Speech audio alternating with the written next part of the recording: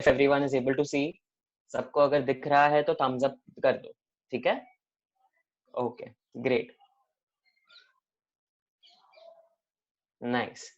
I can see still some of the students have not started their video. Mahi, Arjun Trivedi, Rashi Patel, Preeti Sharma, right? तो please अपना video on रखो. आप मुझे नहीं देख सकते पर मैं आप लोगों को देख सकता हूँ, ठीक है? ओके, चलो. So let us begin with the today's session now. As you can see, there are main 5 laws of chemical combinations what we are going to study. Okay, screen पे दिख रहा है आप लोगों को. The first one is the law of conservation of mass. It was given by Mr. Antoine Lavoisier. This Antoine Lavoisier sir is the father of chemistry students. और ये पूछते हैं आपके एमसीक्यू में और उन सब में कि ये लॉज किसने दिए. तो ये नाम याद रखना आपकी जिम्मेदारी होती है.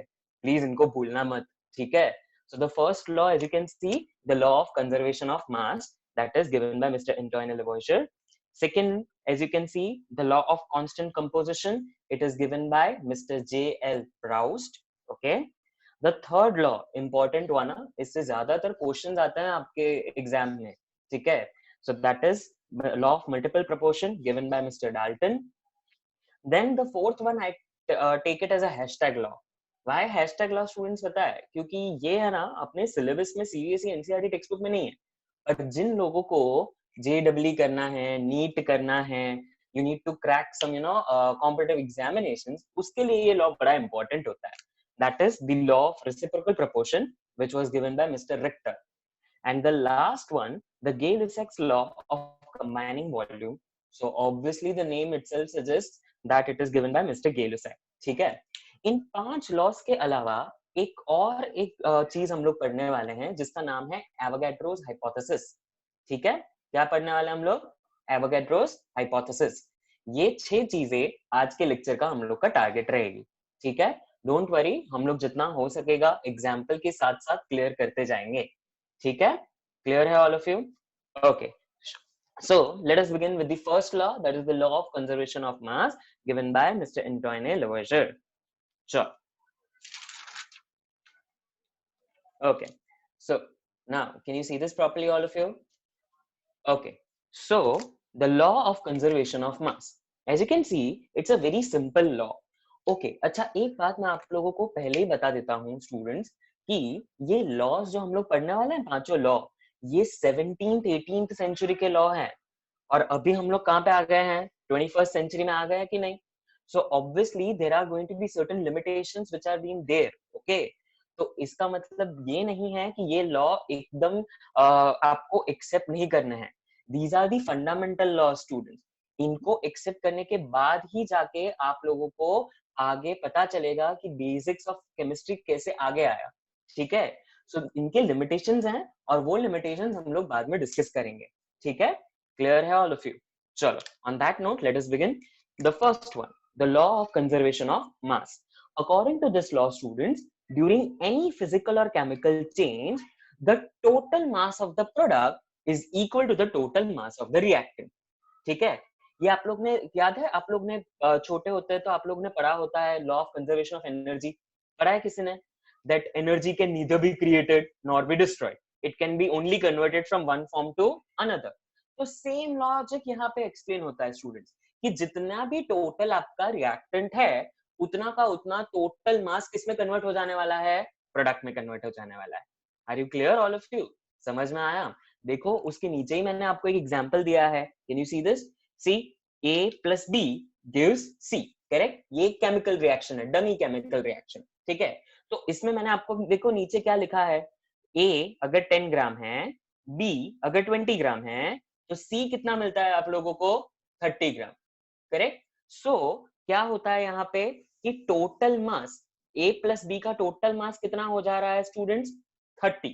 तो उतना ही आपको प्रोडक्ट C मिल रहा है which is 30. Clear all of you? समझ में आया आप लोगों को? श्योर है ना? Law of conservation of mass clear है? that total mass of the product is equal to the total mass of the reactants. ठीक है? चलो, अब उसके नीचे can you see an example students? मैंने आपको एक एग्जांपल दिखाया हुआ है, दिख रहा है आप लोगों को? नाउ वो है ना, बहुत बार एग्जामिनेशन में आया गया क्वेश्चन है. लास्ट ईयर जाइडस और प्रकाश दोनों में ये आया गया वो क्वेश्चन है फाइनल एग्जाम में, ठीक है। चलो let us begin with the question. Can you see the question? Question says if 6.3 gram of NaHCO3 is added to 15 gram of CH3COOH solution according to this given equation. Equation आपको नीचे दी हुई है, ठीक है। The residue is found to weigh 18 gram. What is the mass of CO2 released? ठीक है। The equation is NaHCO3 plus CH3COOH giving you what, students? CH3COONA plus H2O plus CO2, ठीक है। अब इसमें what is the main thing to understand? What is residue? ये जो आपका CO2 है वो तो गैस है, वो गैस इवॉल्व हो जाने वाला है, इवोपरेट हो जाने वाला है, राइट। तो जो हमको रिएक्शन करने के बाद टेस्ट ट्यूब में मिलता है ना, उसको हम लोग रेसिड्यू बोलते हैं, ठीक है। मतलब ये CH3COONA plus H2O total residue है और उसका मास हम लोगों को दिया हुआ है which is weighing 18 gram. Clear है ऑल ऑफ यू? समझ में आया? आप लोग को इस इंफॉर्मेशन पे से कितना मास CO2 आया, मतलब आने वाला है रिएक्शन से, वो आपको पता करना है। चलो I am giving you 2 minutes, apply करो हमारा law. The law says the total mass of the product is equal to the total mass of the reactant. Yes, even somebody got the answer 5.3. also. 5.3. Who is it? First tell me the name please so I can look at you on my screen. पार्श्व, yes पार्श्व, क्या है आपका answer बेटा? 5.3 ग्राम। Sure हो पार्श्व? 5.3 बेटा? एक बार फिर से कैलकुलेशन करो, एक बार फिर से कैलकुलेशन करो। 3.3 I am trying. Yes yes yes, who was it? कौन था? कौन था? 3.3। Yes Drishti, yes Drishti, you are absolutely correct, very good. 3.3 correct. Parshva देखो आपने बेटा एक कैलकुलेशन में छोटी सी मिस्टेक की हुई है, एक बहुत छोटी सी मिस्टेक है। All of you, you are getting the chance. चलो कैलकुलेट करो। सबको आ गया 3.3? Yes sir. श्योर देव, आ गया आपको? Yes sir, yes sir. अरे वाह, very good. Okay, so now after this I'll tell you how to represent this in your answer sheets. Okay, आपको answer तो आ जाता है पर आंसर शीट में कैसे लिखोगे वो देखना है। ओके चलो तो देख लेते हैं वो भी। देखो इधर ऑल ऑफ यू,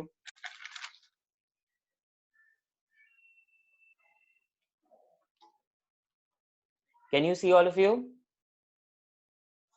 Yes. दिख रहा है? Okay, see this NaHCO3 plus CH3COH gives CH3COONA plus H2O plus CO2, ठीक है। तो मैंने इधर नीचे क्या लिख दिया, जो क्वेश्चन में हम लोग को इंफॉर्मेशन दी थी वो लिख दी। 6.3 ग्राम का NaHCO3 था, 15 ग्राम का CH3COOH था, 18 ग्राम मुझे रेसिड्यू मिला था और X मैंने CO2 को गिन लिया, ठीक है। फिर ये लाइन आना बड़ा इंपॉर्टेंट है students. According to the law of conservation of mass, अगर ये नहीं लिखा तो सीधा आधा मार्क डिडक्ट हो जाएगा। उसके नीचे उस लॉ को रिप्रेजेंट करना है। What is the law? The amount of product is equal to the total amount of reactant, right. So product कैसे है 18 प्लस x और रिएक्टेंट कैसा है 6.3 प्लस 15। तो अगर कैलकुलेट करेंगे तो x कितना आ गया आपका 3.3 ग्राम। क्लियर है ऑल ऑफ यू? समझ में आ रहा है आप लोगों को? Sure you understand how to represent? हाँ, the amount is equivalent to mass only बेटा। तो यहाँ पे आप mass लिख सकते हो। If you want you can write total mass also over here. Okay, both are correct. Okay. ठीक है? Yeah. All of you are with me? सबको Sir, समझ में आया है? could you please show that page Zoom in. again? Which one? The law वाला page? Yeah, no, this one only. The way to write answer, this one. Yeah, that Like is on the last screen page. itself, Taral. Just see. ठीक है, मैं zoom करता हूँ थोड़ा, देखो। Yes, sir. Thank you. Okay. Got it, sir. Okay, so is everyone with me? सबको समझ में आ गया है? आगे बढ़ते हैं हम लोग, ठीक है। आगे वाला लॉ तो बहुत ही सिंपल है, मतलब why that is a law, but वो हम लोगों को अभी पता चलेगा, ठीक है। एक बात बताओ, इसको लिमिटेशन किसी को ध्यान में आया? ये लॉ ऑफ ये कांस्टेंट वाला लॉ ऑफ ये जो हम लोग ने अभी पढ़ा कंजर्वेशन ऑफ मास वाला, किसी को लिमिटेशन दिमाग में आया? हाँ, Sir, yes, who was isotope. it? Tanush, no, you are mistaken. यहाँ पे conservation of mass में isotope नहीं आएगा बेटा, Okay. कुछ और आएगा, सोचो. Sir, the heat which gets involved in it. In which reaction, Drashti? You are near to the answer, but which type of chemical reactions? Combustion. No, Parshva, combustion में तो total heat वो लेते देते हैं, उसमें नहीं. Thermal. Yes, ना, yes. exothermic reaction. एक करके कोई unmute. Exothermic reaction. No, they are exothermic, endothermic. मेरा आंसर नहीं है. Thermal reactions. No, thermal. Which type of thermal? कोई specific करेगा? Decomposition. No, not decomposition. No. Nuclear reactions बच्चे लोग. कौन से reactions? Nuclear reaction. जब आप imagine करोगे कि एक proton plus neutron equal two nuclei बनाता है, ठीक है? आप ऐसा इमेजिन करोगे कि प्रोटॉन का जितना मास होगा प्लस न्यूट्रॉन का जितना मास होगा उतना ही न्यूक्लियाई का मास आना चाहिए, राइट? पर ऐसा नहीं होगा. न्यूक्लियाई का मास हमेशा थोड़ा कम होएगा. Over here, the amount of reactants, the total mass of the reactant will not be equal to the total mass of the product. ठीक है? यहाँ पे अपना law of conservation of mass fail होता है. It's a limitation. ठीक है? Clear Sir, all of that's you? why we are balancing the equation. Yes, exactly. But वो Okay. balancing वाला reaction part पार्श्व हमें बाद में पता चलेगा. ठीक है? चलो. Let us begin ahead. Let us go for the second law. All of you are ready with me? चलो. Let us go for the second law. See, can you see all of you? The second law is known as the law of constant proportion. क्या बोलते हैं इस law को? Law of constant proportion. ये इस law को दूसरा नाम भी दिया जाता है हम लोग को. It is law of definite proportion. क्या बोला जाता है? Law of definite proportion. अब जब भी ये definite proportion या constant proportion की बात आती है, वो हम लोग ऐसे define करते हैं. So please look at see the definition on your screen, all of you. Sir, given by? It is given by Mr. J.L. Proust. पहली स्क्रीन में मैंने बताया था, Mr. J.L. Proust. Okay? चलो, let us begin. Yes? Sir, if you हाँ could ji. please zoom in because it's not visible. हाँ जी, एक minute करता हूँ बेटा.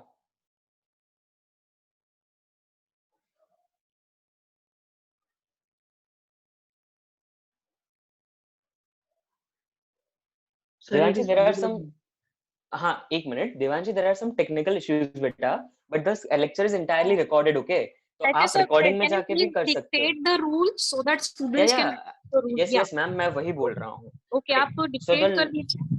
हाँ जी. तो law of constant proportion ये बोलता है बच्चे लोग कि a pure chemical compound always contain the same element and in fixed proportion by mass. क्या बोलता है वो law बेटा?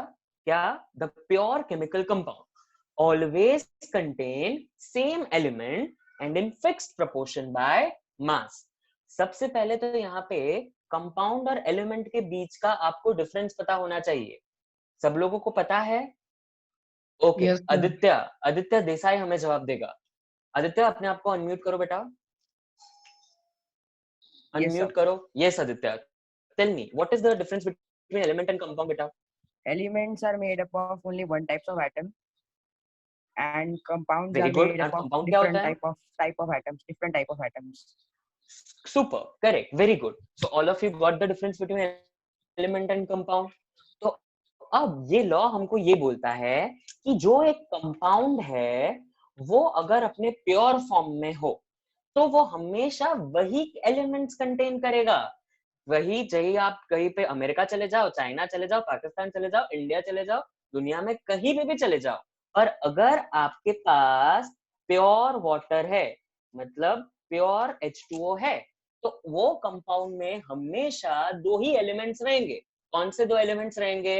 हाइड्रोजन रहेगा और ऑक्सीजन रहेगा, और वो भी एक फिक्स्ड प्रोपोर्शन बाय मास रहेगा. कौन सा फिक्स्ड प्रोपोर्शन होएगा उनका मास का? हाइड्रोजन का मास कितना है? 2:1. और ऑक्सीजन का मास नो इट्स नॉट 2:1. ऑक्सीजन का मास है 16 बेटा. तो मतलब उसका मास का रेशियो आएगा. तो वो रेशियो सिंप्लीफाइड फॉर्म में क्या हो जाएगा? यस, 1:8. क्लियर है all of you? So it's not 2:1. It is the fixed proportion by mass बच्चा लोग, नॉट द एलिमेंट का नंबर. ठीक है? तो उसके मासेस कंसिडर करना है हम लोगों को। जैसे हाइड्रोजन का मास यहाँ पे 2 बिकॉज H2 है, ऑक्सीजन का मास 16, तो 2:16 के फॉर्म में कहीं पे भी चले जाओ प्योर वाटर में इस फिक्स रेशियो में ही हाइड्रोजन और ऑक्सीजन कंबाइनली एग्जिस्ट करेंगे। Clear all of you? अब एक और एग्जांपल लेते हैं, फॉर एग्जांपल कार्बन डाइऑक्साइड। ठीक है, carbon dioxide is a gas which is universally present right now. Okay, तो कार्बन डाइऑक्साइड का फॉर्मूला CO2 होता है कि नहीं? और अगर pure form of carbon dioxide है हमारे पास, तो कार्बन का मास कितना हो जाएगा हमारे पास? 12 हो जाएगा। और ऑक्सीजन का मास यहाँ पे क्या हो जाएगा? 16 2 32। समझ में आया आप लोगों को? तो O2 की बदले यहाँ पे क्या लिखेंगे हम लोग? 32। So what is the ratio of carbon dioxide existing?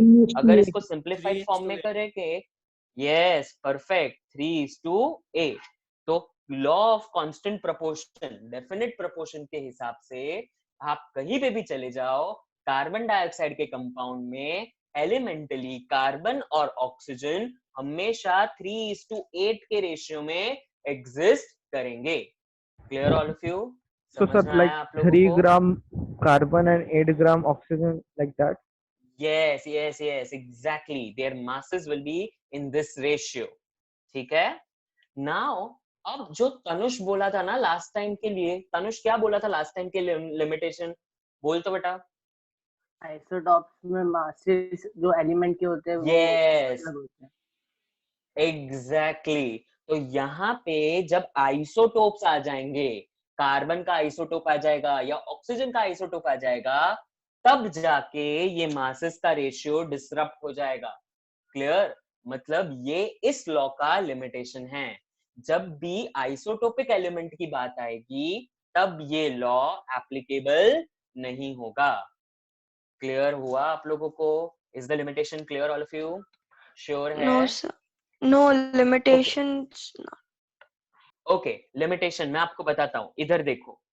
अगर सपोज मेरे पास कार्बन डाइऑक्साइड है अभी, ठीक है, पर कार्बन डाइऑक्साइड में कार्बन का मास 12 होता है ना, उसके बदले अगर कार्बन का आइसोटोप ले लिया मैंने 14, राइट? तो अब इसका मास का रेशियो क्या हो जाएगा बेटा? 14:32 होगा कि नहीं? राइट? पहले मैंने क्या फाइंड किया था? यूनिवर्सली वो क्या होना चाहिए था? 12:32। तो आंसर आता मेरा 3:8। पर अगर अब मैंने कार्बन का आइसोटोप लिया तो उसका मास 14 है, तो मेरा रेशियो अब क्या सेट हो जाएगा? 14 से मैच किया? नहीं किया। तो मतलब ये मेरा 7:16। तो this is not according to my law of constant proportion. जब और जब, सिर्फ और सिर्फ तभी जब हम आइसोटोप्स की बात करेंगे तब ये लॉ एप्लीकेबल नहीं होगा। बाकी ये लॉ बहुत ही एप्लीकेबल है, वर्ल्ड वाइड एप्लीकेबल है। क्लियर है all of you? All of you are understanding with me? Yes. Okay, चलो let us begin with the next law, a very important law students, क्योंकि इस लॉ के हमेशा क्वेश्चंस फाइनल एग्जाम्स तक आते हैं। And also after this session gets over, after this ये पूरा टॉपिक खत्म होने के बाद आपको अपने गूगल क्लासरूम या फिर पेडागॉजी ऐप पे इसके सॉल्व किए हुए न्यूमेरिकल्स के वीडियोस भी मिलेंगे। ठीक है? So for the further practice of this session's numerical, you can definitely refer that video. ठीक है all of you? चलो, on that note, let us go for the next law, which is the law of multiple proportion. Okay? The law of multiple proportion. ठीक है? अब obviously इसको पहले पढ़ने से ना कभी भी समझ में नहीं आता है, तो इसको टुकड़ों टुकड़ों में पढ़ा जाता है। ठीक है? मैं आपको टुकड़ों टुकड़ों में बताता हूं कि इसका क्या मतलब होता है। The law states that when two elements combine together to form two or more than two compounds, जब भी दो एलिमेंट्स की बात की जाएगी, माइंड वेरी वेल स्टूडेंट्स, जब भी सिर्फ और सिर्फ दो एलिमेंट्स की बात की जाएगी तब हमें कौन सा लॉ अप्लाई करना है? Law of multiple proportion. जब ये दो एलिमेंट्स मिलके दो या दो से ज्यादा कंपाउंड बना रहे हैं, तब अगर where the one element combined with the fixed mass of other, it will do so in a simple whole number ratio by mass. अब इसका मतलब क्या होता है students? Let me tell you. See over here. I'll explain this in front by giving an example to you. एक example आपको सामने दिख रहा है बेटा, हाइड्रोजन और ऑक्सीजन दो एलिमेंट्स दिख रहे हैं आप लोगों को. तो हाइड्रोजन को मैंने कैसे लिखा है? H2, right? और ऑक्सीजन को मैंने पहले कैसे लिखा है? O.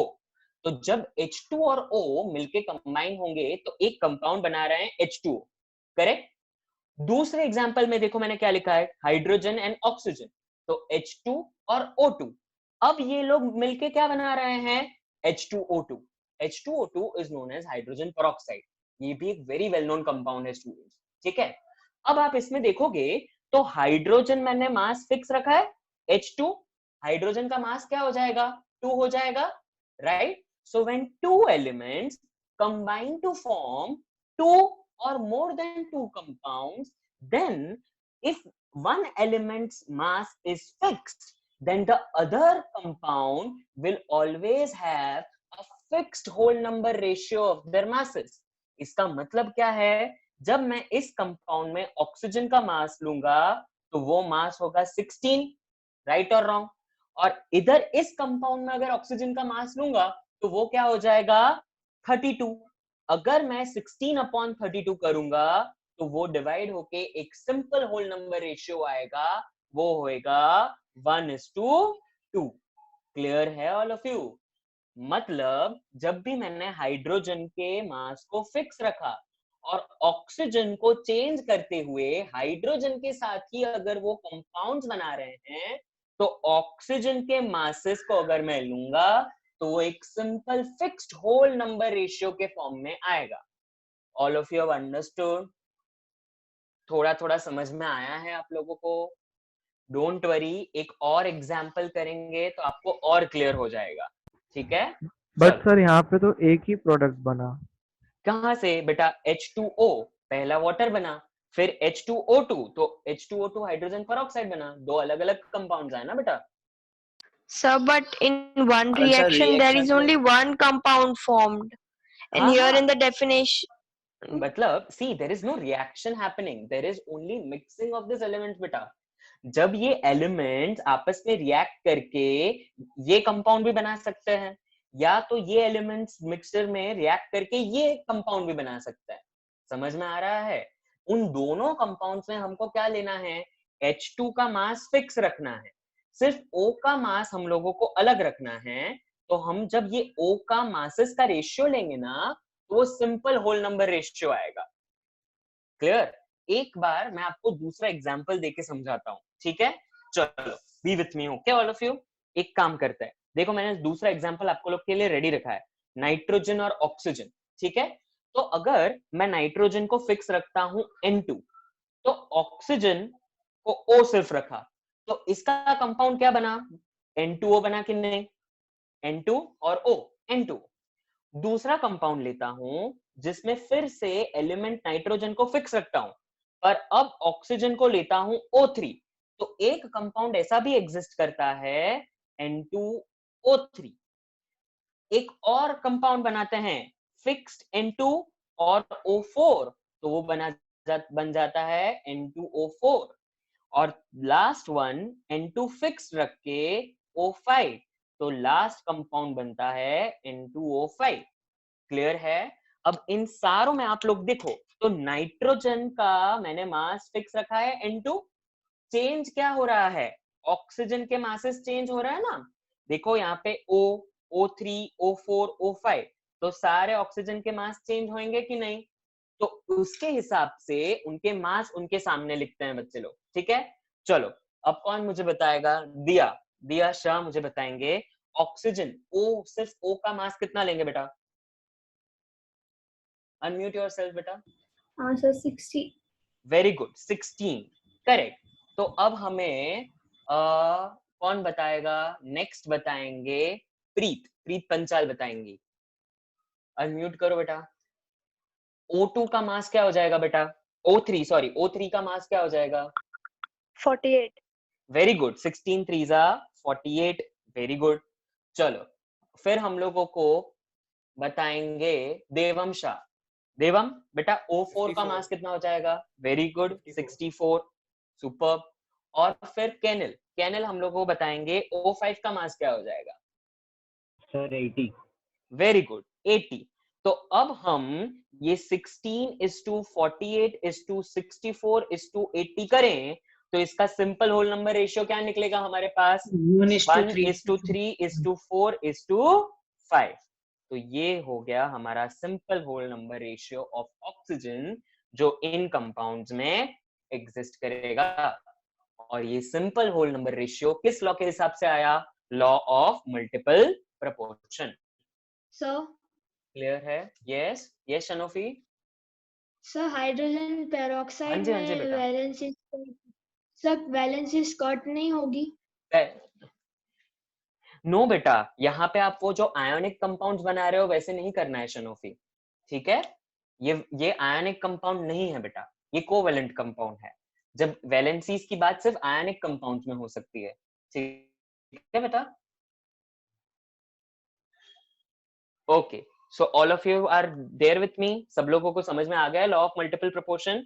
ठीक है, डोंट वरी, ये एक और न्यूमेरिकल आप वो जो वीडियो में जाके करोगे तो आपको और क्लियर होता जाएगा। ठीक है, समझ में आया है आप लोगों को? चलो let us move on to the next one, जिसको मैंने आप लोगों को क्या बोला था? हैशटैग लॉ है ये, क्योंकि ये अपने सिलेबस में तो नहीं है पर हम लोगों को पढ़ना इंपॉर्टेंट है। क्यों? जिन लोगों को वो जो कॉम्पिटिटिव एग्जामिनेशंस देनी है उसके लिए ये बड़ा इंपॉर्टेंट लॉ है। ठीक है, बहुत सिंपल है, डोंट वरी। और फिर से एक बार समझने में गुगली तो जाएगा ही जाएगा, तो उसका एक एग्जाम्पल करके ही आप लोगों को समझाऊंगा। ठीक है, डोंट वरी अबाउट इट। चलो let us begin with law of reciprocal proportion. As you can see on the screen all of you, what is the law of reciprocal proportion? When two elements combine separately with a fixed mass of third element. अब यहाँ पे सबसे पहली line में ही आपको दो चीजें note करनी है बेटा लोग। क्या करनी है? जब भी सिर्फ दो एलिमेंट्स की बात होगी तो वो लॉ ऑफ मल्टीपल प्रोपोर्शन में चला जाएगा, और जब तीन एलिमेंट्स की बात होगी वो law of reciprocal. Sir video clear नहीं है और ऑडियो भी।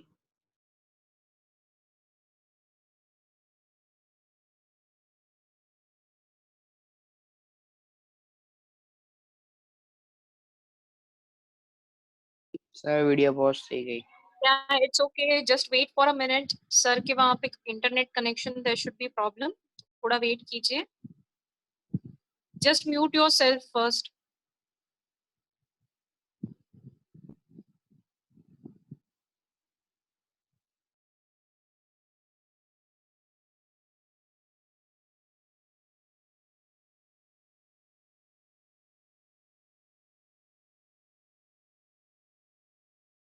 अभी क्लियर हो रहा है बेटा?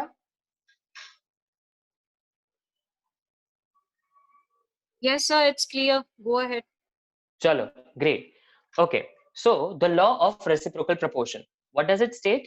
It states that when two elements combine separately with a fixed mass of third element, मतलब जब सिर्फ दो एलिमेंट की बात की थी तो हम किस में जाते हैं? मल्टीपल प्रोपोर्शन के लॉ में। और दो से ज्यादा मतलब अब तीन एलिमेंट की बात कर ली तो कौन सा लॉ एप्लीकेबल होता है? Law of reciprocal proportion. Okay, then the ratio of masses in which they do so bears a simple whole number ratio to the ratio of masses in which they themselves combine. So your Okay, video अब is not ये पढ़ने clear. के बाद तो पूरा ऐसा still not clear बेटा, एक minute.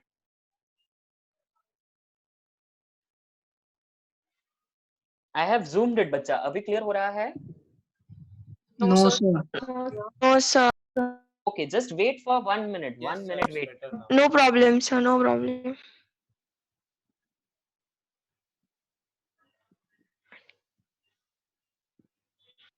This internet is It's clear. It's giving clear. me It's clear.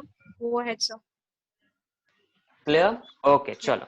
So when they do so, अब मैं इसको एक एग्जांपल के फॉर्म में बताता हूं आप लोगों को। आपने यहाँ पे एग्जांपल में तीन एलिमेंट्स देख सकते हो, कार्बन, सल्फर और ऑक्सीजन।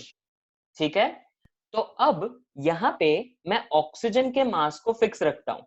क्या रखता हूँ बेटा लोग? एक एलिमेंट ऑक्सीजन के मास को क्या रखता हूँ?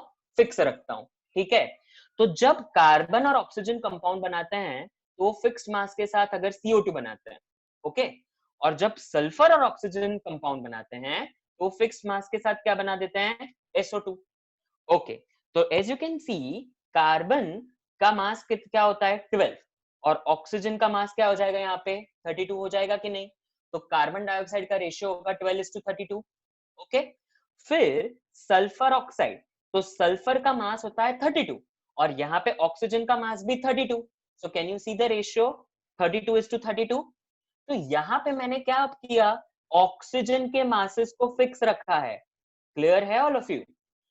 अब ऑक्सीजन के मास के अलावा अगर आप यहाँ पे कार्बन और सल्फर के मास को लो, see over here on the left right hand side, the carbon and sulfur combine separately with the fixed mass of oxygen. So the Sir, not ratio of clear. the masses. Okay, I'll make it clear. Wait.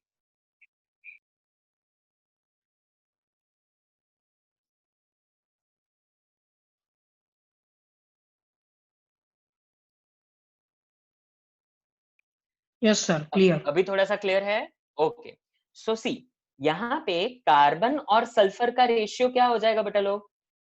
Can you से it is 12:32?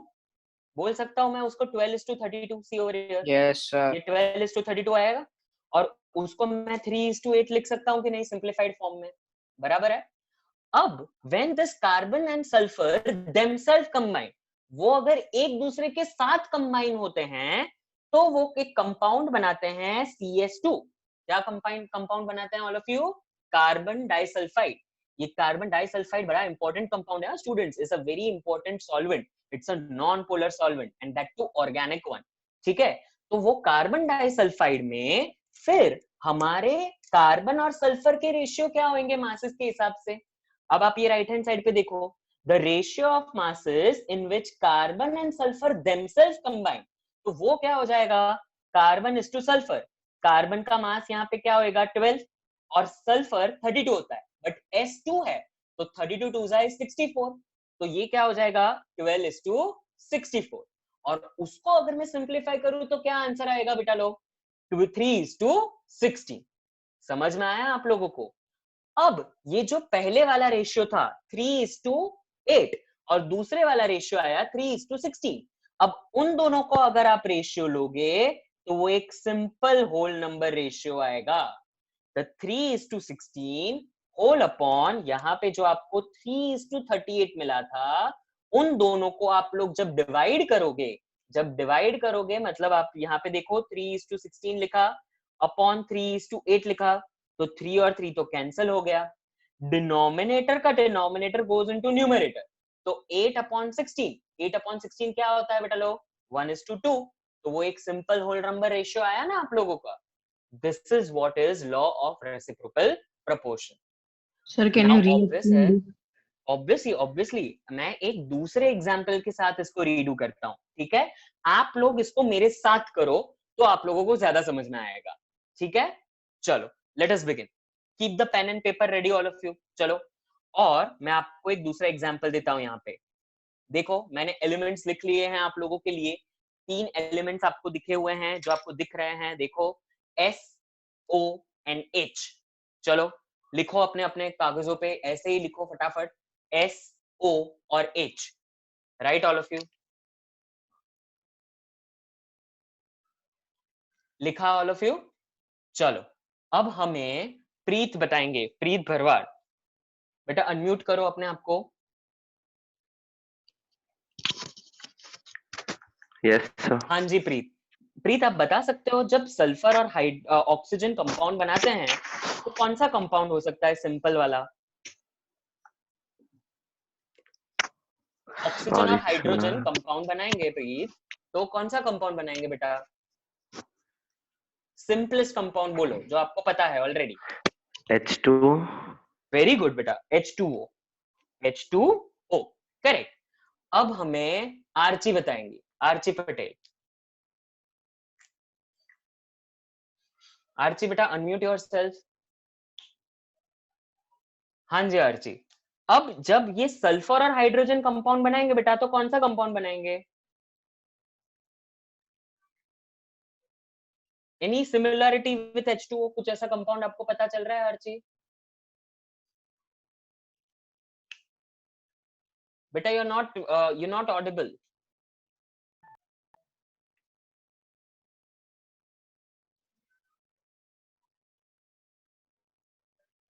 Yes, okay, चलो कोई बात नहीं, रिद्धि को पूछ लेते हैं। रिद्धि बेटा अनम्यूट योरसेल्फ। बेटा H2SO4 कितने 3 एलिमेंट ज्यादा हो गए? नहीं नहीं, मुझे सिर्फ S और H के बीच में कंपाउंड चाहिए बेटा। Hydrogen sulphide. Very good, yes, who was it? Very good, H2S, hydrogen sulphide, H2S। ठीक है, इन दोनों में अगर आप देखो तो मैंने H2 का मास फिक्स रखा है कि नहीं? देख सकते हो आप लोग? समझ में आया? चलो तो उसका मासेस का रेशियो लिख लेते हैं हम लोग। ओके चलो, अगर H2 तो उसका मास कितना होगा? 2 होएगा, और सल्फर का मास कितना होएगा? 32 होता है कि नहीं? राइट, तो मैं यहाँ पे लिखता हूं 2:32। ओके, फिर यहाँ पे देखो H2O, तो H2 का मास कितना होएगा? 2, और ऑक्सीजन का मास कितना होएगा? 16, तो वो 2:16। करेक्ट। अब इन रेशियोज को आप फर्दर सिंप्लीफाई कर सकते हो, ना? तो कर लो अपने आप ही। क्या होएगा यहाँ पे? 2:32 को लिख सकते हो 1:16, राइट और रॉन्ग? और यहाँ 2:16 को लिख सकते हो 1:8। Clear? All of you understood till here? पक्का? अब यहाँ पे कॉमन रेशियो कौन सा है? हाइड्रोजन के मास का, विच इज व्हाट? 1 और 1। तो उसको हम लोग एलिमिनेट कर देंगे, उसको जाने दो, उसको कट कर दो। तो बचा क्या? 16:8। तो 16/8 जब हम लोग करेंगे तो क्या आंसर आएगा ऑल ऑफ यू? 16/8 करेंगे तो क्या आंसर आएगा?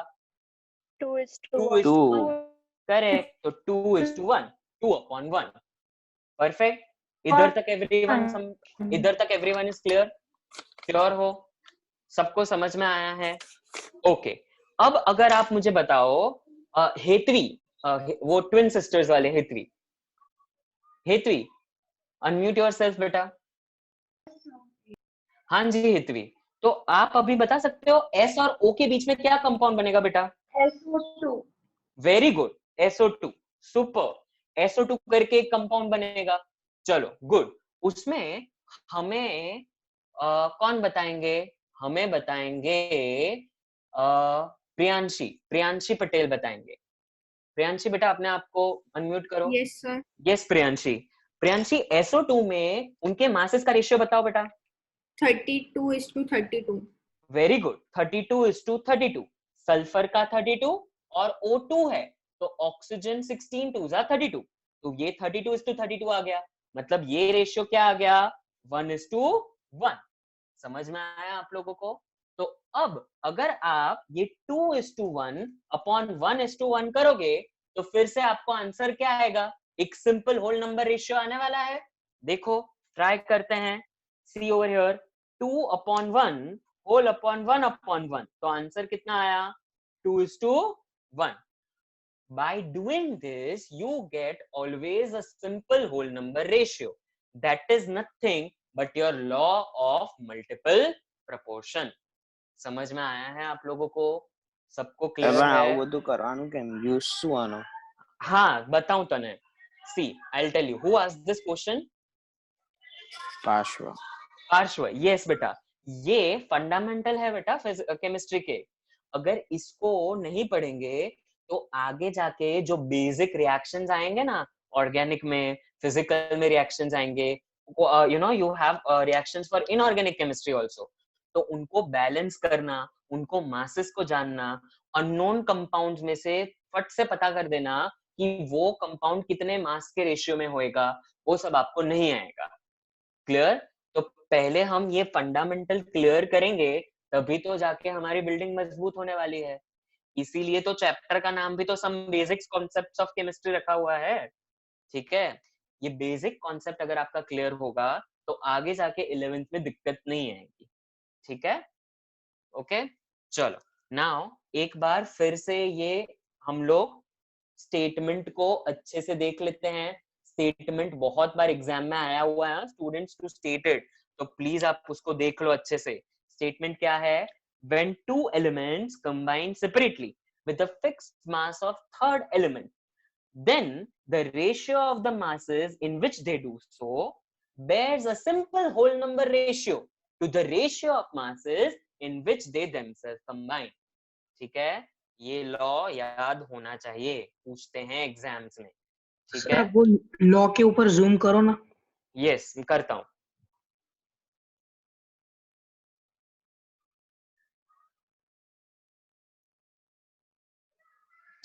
So still.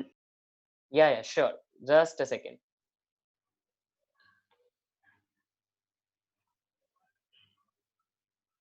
Can you see it clearly now? Yes, sir. Okay. Please note it. And note नहीं बराबर हो रहा है, अगर आपकी स्क्रीन नहीं आ रही है, again I am repeating, record तो हो ही रहा है लेक्चर, तो आपको इस रिकॉर्डिंग का वीडियो भी मिल जाएगा, so don't worry about it. ठीक है, उस रिकॉर्डिंग में क्लियर आएगा। Okay, don't worry. एक बार लिख लो, if you are noting it out and jotting it down, please do it, so it's very important.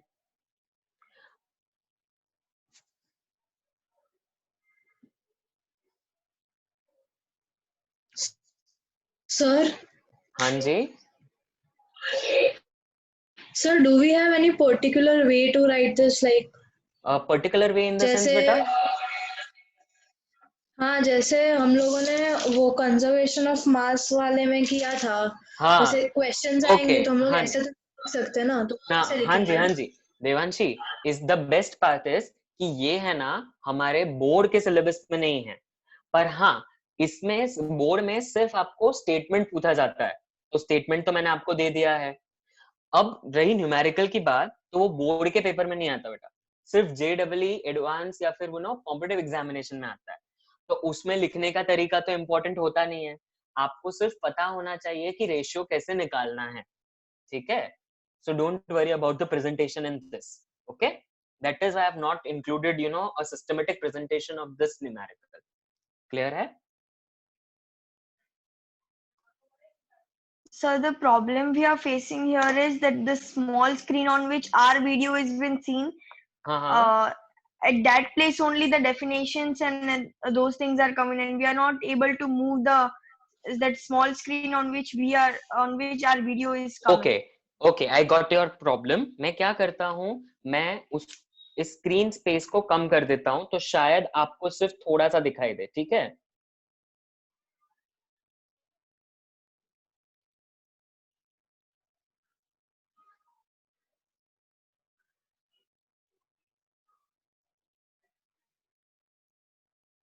Sir એના કરતા તમારું જે પેજ છે ને એકદમ લેફ્ટ માં લઈ લો છો ને તો વધારે સારું રહેશે. on the left hand side, Parshva, let me see. Wait. Yes. Now is it been more clear? Yes, sir. Yes, sir. Yes, Okay. sir. Okay, I'm holding it. Don't worry. Write it down.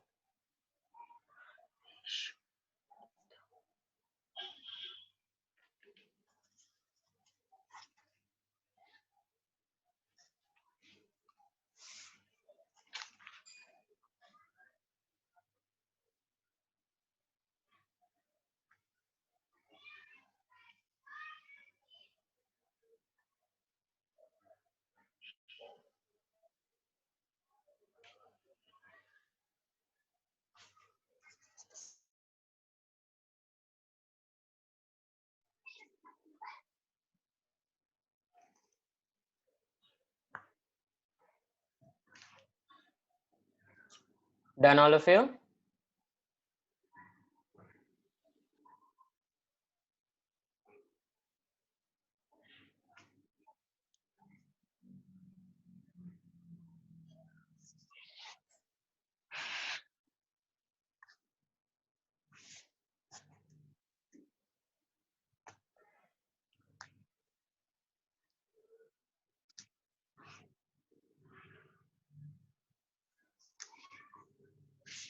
No problem, मेरे को लगता है आज इधर तक ही हो पाएगा, right? क्योंकि लेक्चर का टाइम तो अप होने को आया है। चलो कोई बात नहीं, but still 2 minutes are there, 2-3 minutes। तो मैं क्या करूंगा, I will revise everything what we have done till now. ठीक है, एक बार फिर से रिवाइज कर देते हैं। ओके, एंड दिस क्वेश्चन जल्दी फटाफट में रैपिड फायर जैसा लूंगा। ठीक है, चलो। तरल पटेल बेटा mute yourself please.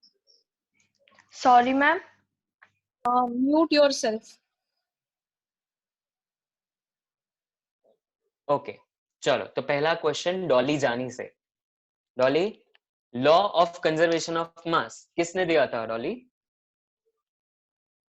Unmute yourself बेटा, unmute yourself, you're not unmuted yourself.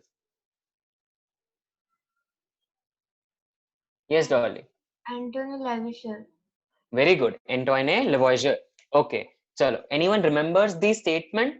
रिया पटेल, रिया आपको स्टेटमेंट याद है बेटा?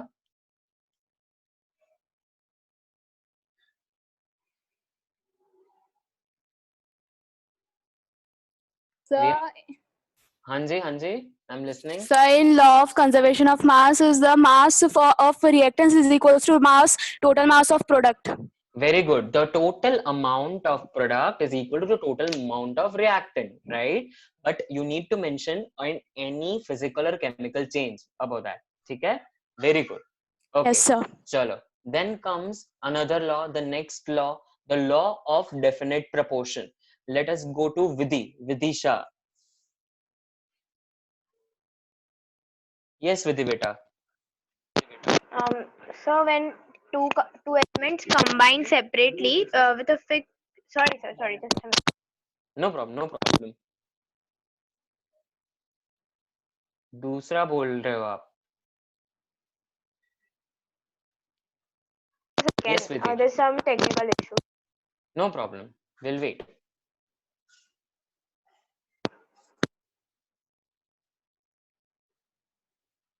Okay, till the time she's resolving her issue, let us move to the another person. Let us go to Prince Patel. Sir, am I audible now?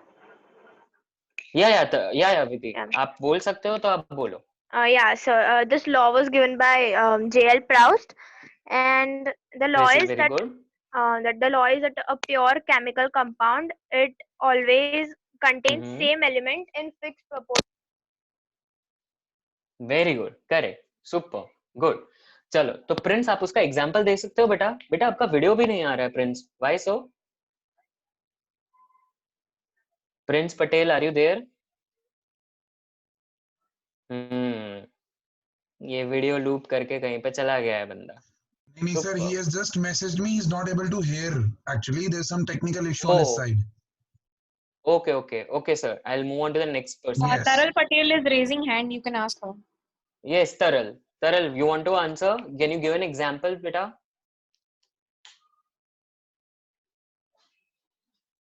Unmute करो पहले बेटा, unmute करो. Of this law of constant proportion? Yes, Taral. Sir, we can take CO2. Very good. Like in that the mass of C and the mass of O2 will all, and the ratio will always remain constant. The ratio of their masses, beta. The ratio yes, of their the masses. ratio of their masses will always remain constant. Very good, superb. Okay, Devanshi Dave is also raising hand. So Devanshi, would you tell me some limitation of this law, beta? Law of definite proportion का कोई आप limitation बता सकते हो? Devanshi? Sir, in the case of isotopes, when the isotopes come in the picture, the law is not applicable to them. Very good, super, very good. Some very bright and brilliant minds are over here. Good. Ishani Barar. Yes, sir. Yes, Ishani. आप इससे पहले वाला जो law था ना अपना, the law of conservation of mass, उसका कोई limitation बता सकते हो बेटा? Sir, nuclear reaction. क्या होता है न्यूक्लियर रिएक्शन में बेटा? प्रोटॉन्स और न्यूट्रॉन्स कंबाइन होते हैं, लेकिन मास कम होता है न्यूक्लियस का.